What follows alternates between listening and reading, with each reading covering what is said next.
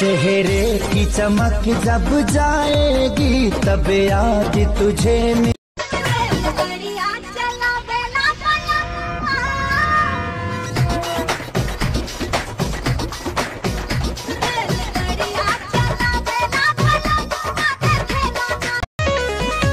रतिया के आवे नाना